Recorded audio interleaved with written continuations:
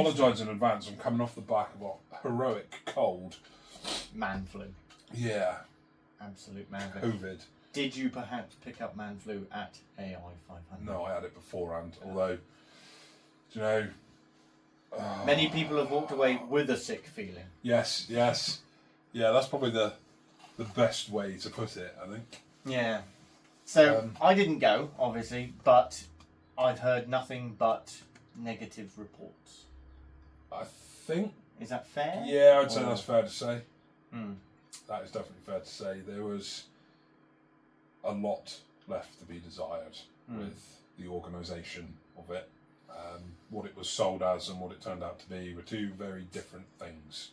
So, for anyone who hasn't been sort of in that umbrella, Ai500 took place at Flambards. It did. A site renowned for being the best day of the week. Not last weekend, it wasn't. Yeah, well, no, that's it. So it was early bird tickets were 110. I believe so, yeah. And then the price increased to either 120 or 130. I think it was 130. 130.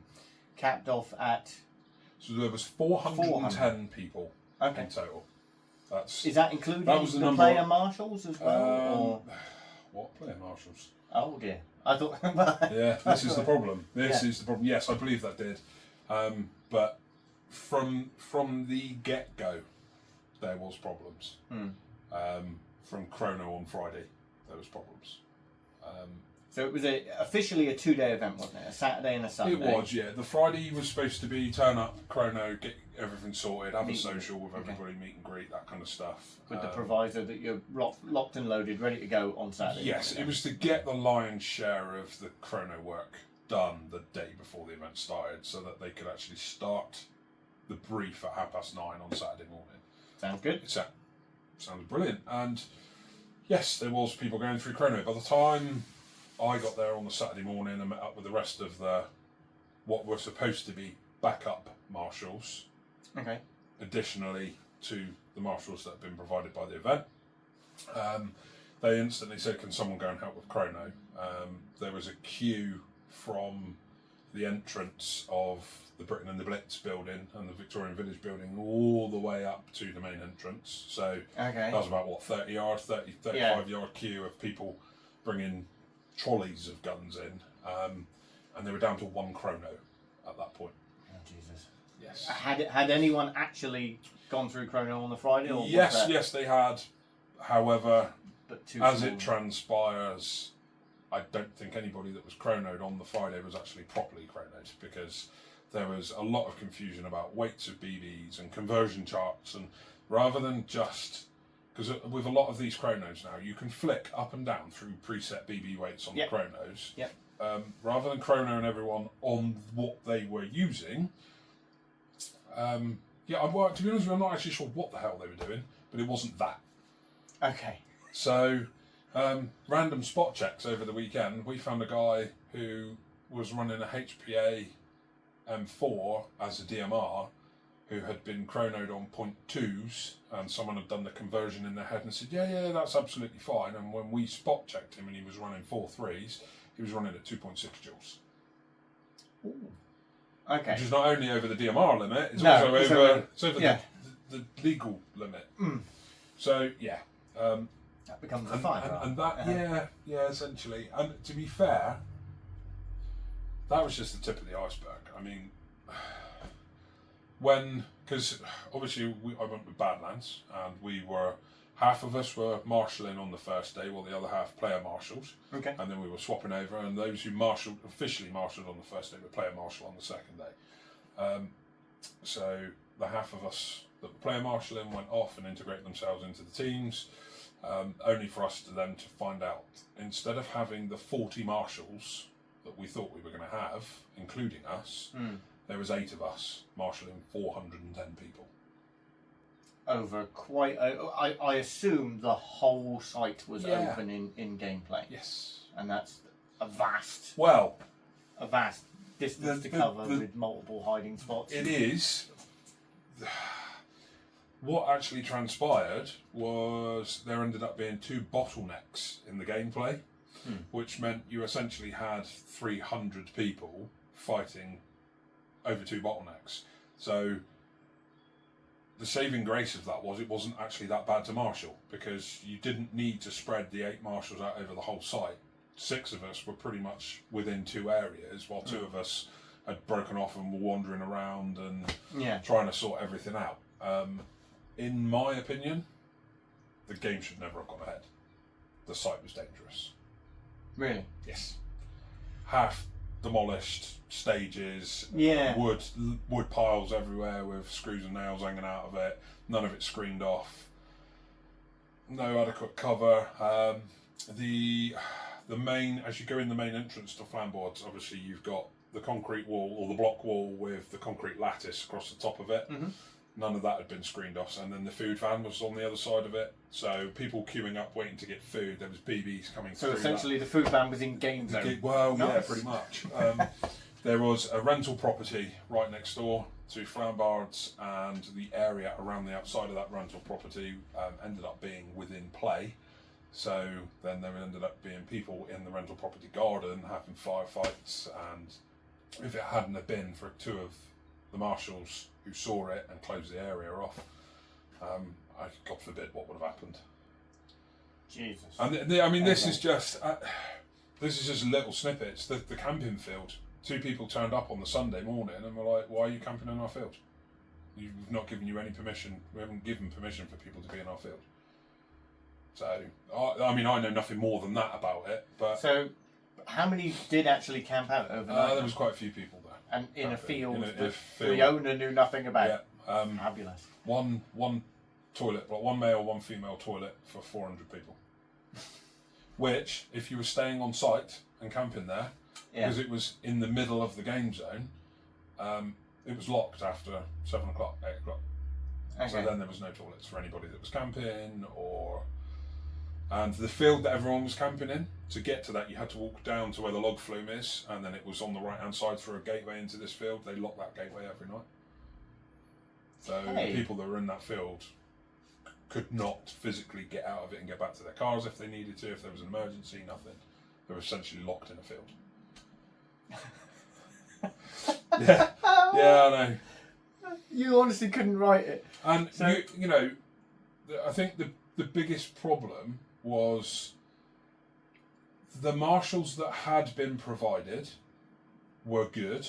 They were all, granted there was only a handful of them. I think it was like 3 or 4 marshals from their side. The head marshal, or the head guy, Jason, or who ended up being the head guy because the owner's son spent most of Saturday in bed.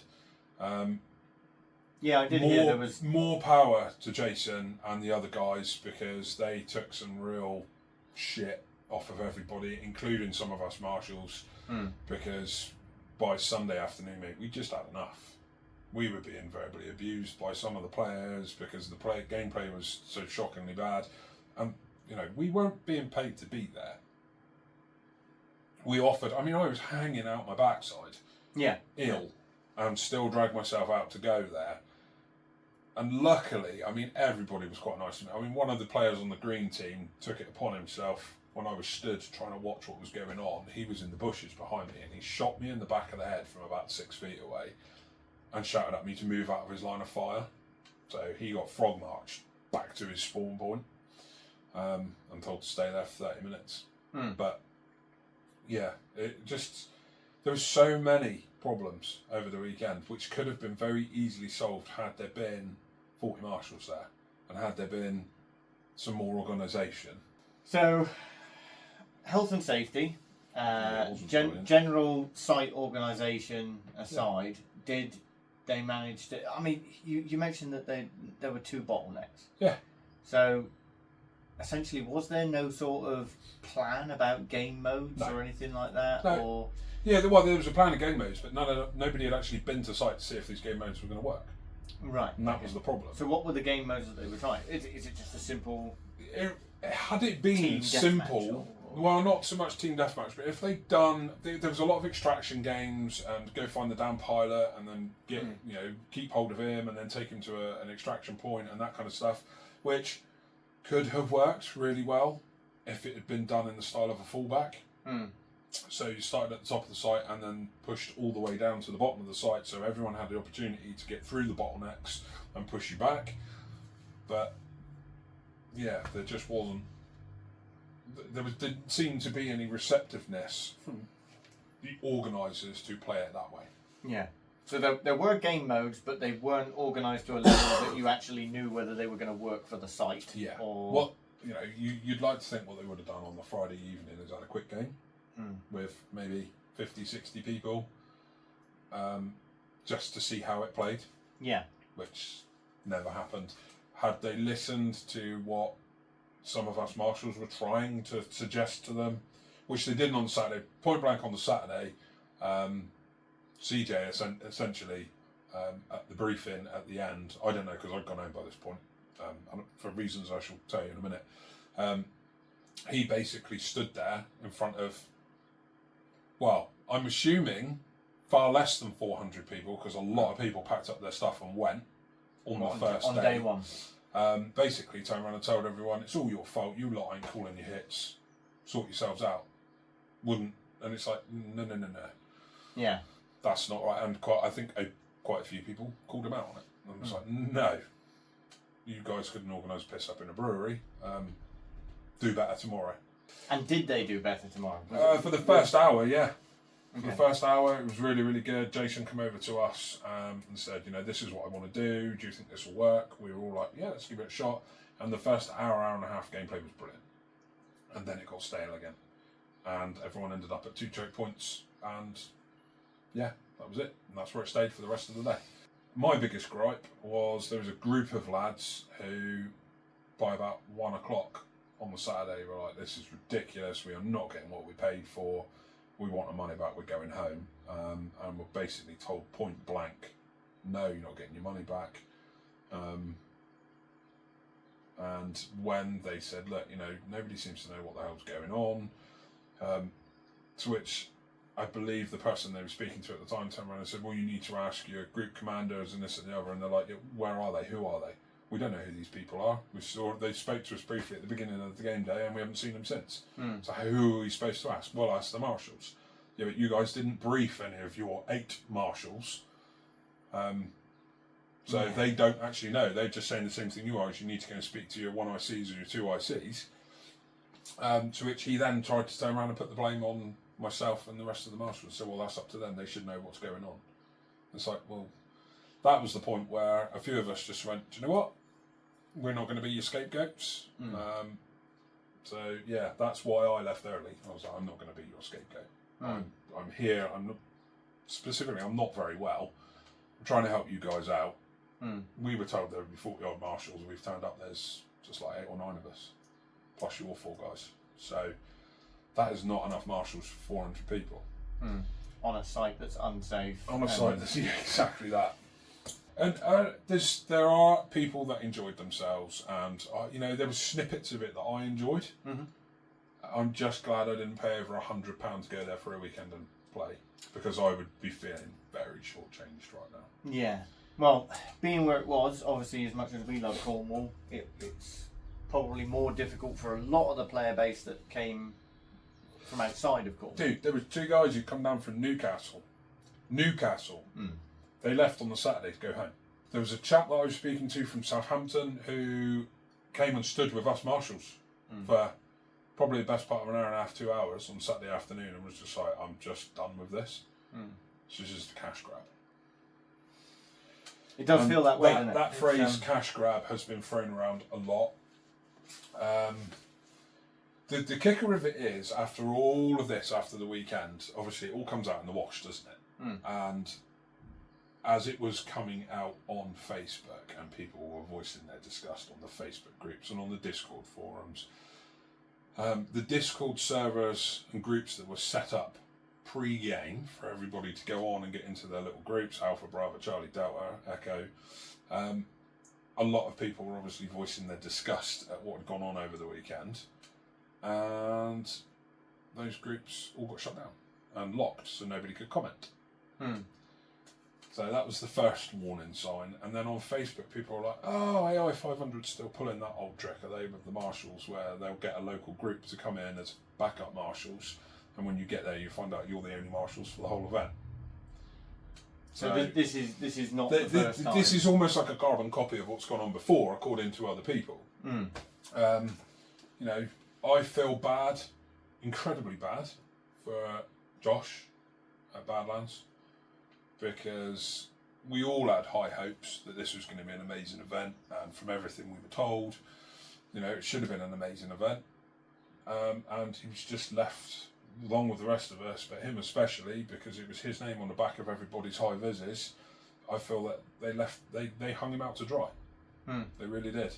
Luckily, so many people have said along the lines of, if it wasn't for those marshals that were there, the whole thing would have been an absolute clusterfuck. And, you know, they were glad we were there. Yeah. We swallowed our pride, bit the bullet, went back on the Sunday. It actually was slightly easier to marshal on Sunday because that many people had left and gone home on the Saturday, that it was much lower numbers. At the morning briefing, there was about half the amount of people that were there the day before. Do you think that's the end of it? You know, shutting down forums aside and all the rest of it, I can't imagine they can dodge everyone forever. I think they've underestimated just how stubborn and vocal the Cornish can be. And there's a lot of disgruntled Cornishmen and women. I don't think they're just going to be able to put it to one side and forget about it. I think every time they try and run an event now, there's going to be people on their case. The strange thing is, if you're saying that this is a semi-regular occurrence, or you know, this has been done before, dropping marshals in it, and you know, I mean, we've never. This is the thing. You'd think with social media we would have seen stuff like that and inklings of it, but nothing. Makes you wonder whether this it's almost like the history of it has been whitewashed. Is whitewashed every time after an event. They just go through and whitewash everything. If people, I've noticed it on their Facebook page. If someone goes on there and complains or leaves an unsavoury comment, it gets deleted. The only comments are on any of their posts are all positive ones, which is just naughty, really, isn't it? You know what I mean? Yeah. Deal with it. Deal with the fact that you've left 200, 300 people unhappy, not feeling fulfilled in what, you know, you've promised X, Y, Z, and you haven't delivered on 2 of those things. Yeah, the event was the only thing you delivered on. Yeah, the actual site. Yeah, it's tough, isn't it? It's a bitter pill to swallow for a lot of It is. I mean, like I say, there were standout little moments, some awesome firefights. There was some really cool stuff that went on, but unfortunately, that was the minority bit. The majority of it was people just kicking off because they couldn't get through the bottlenecks. And what it meant was you've got this huge site with the potential of loads of different play areas, and everybody is playing within the same 30-yard area. Yeah. For 2 days. Same bottlenecks. And no one's doing anything about it. I don't think anything I've said is untrue. A lot of it, you know, is stuff that I've been told, and I'm only just repeating that. I can only speak as I find, and it had the potential to be a very, very, very good event. It just wasn't very well organised, and it left a lot of people unhappy. Yeah, and to be fair to you, nothing you've said there comes as a surprise based upon the information that I'm seeing online. Yeah. You know, the critique, the general opinion of everything, the little stories of this and that and everything else is nothing that isn't available to see online. No, that's it. And there's some there's a lot more very vocal people about than me over it who are not feeling like they've got their money's worth and have not been treated particularly well. Exactly, and if you look at those 2 that you cited from Newcastle, you know, it's not just the cost of the tickets; it's the potential overnight stays, it's the fuel, you know, and when people are emailing travel costs, when people are emailing them saying, you know, the event wasn't as advertised, we went home early on the first day, we feel that we spent all this money, we'd like even just a partial refund, and the response they're getting after 4 or 5 days is, you paid for an airsoft event that you attended, no refunds. That's just not good enough. Like, you know, you're not addressing the problem. People are sending these detailed emails of, you didn't live up to this, you didn't do that, sorry, you paid, you turned up in the morning, no refunds. Well, Does it they hurt might them at all though? As a as a brand, as a... I think it's going to massively hurt them as a brand. And again, same thing. Cornish people, stubborn buggers. They really are. And every time there's an AI500 post or event that's going to be going on, their post will be getting deleted. Their post will be getting deleted, and they're going to make it very, very hard for them. Yeah. Oh. So yes, it's a shame, but like you say, more will come out, I'm sure. Yeah.